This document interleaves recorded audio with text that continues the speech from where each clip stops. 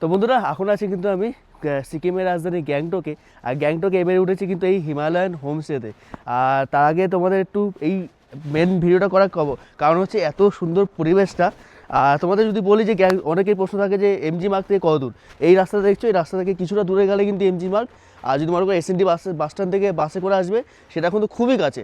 খুব বেশি হলে 4-5 মিনিটের মধ্যে তোমরা কিন্তু এখানে পৌঁছে যাবে। এই হচ্ছে হিমালয়ান হোমস্টেটা একবার তোমাদের দেখাই। এই হচ্ছে এন্ট্রান্স থেকে এন্টার করলে প্রথমে একটা সুন্দর গার্ডেন পেয়ে যাবে। আর এখান থেকে যদি গার্ডেনটা দেখাই, গার্ডেনটা কিন্তু খুবই সুন্দর, একেবারে সাজানো গোছানো ঘরোয়া পরিবেশ। যেটা আমরা বাঙালিরা বুঝি যে ঘরোয়া পরিবেশে থাকবো, সেই ঘরোয়া পরিবেশ কিন্তু তোমরা এই হিমালয়ান হোমস্টেতে আসলে পেয়ে যাবে।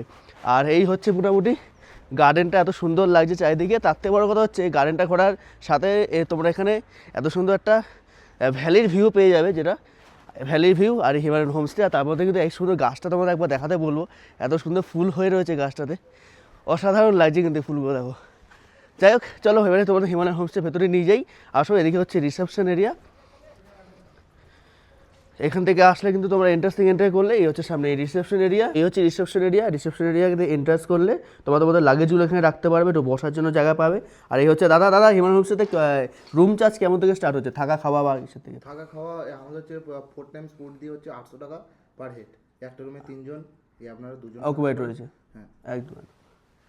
তো এই হচ্ছে হিমালয়ান হোমস্টে। রুম কয়েকটা দেখাবো তোমাদের, তার আগে তার সাথে পরিচয় করে দিলাম।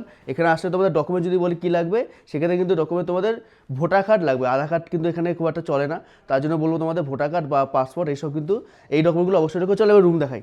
তো এবার দেখাবো তোমাদের 302 নম্বর রুম। 302 নম্বর রুমটা খুললে এই হচ্ছে বড় একটা বেড, যেখানে সেমভাবে কিন্তু বড় বেড, 2 থেকে 3 জন আরামসে শুয়ে পড়তে পারবে।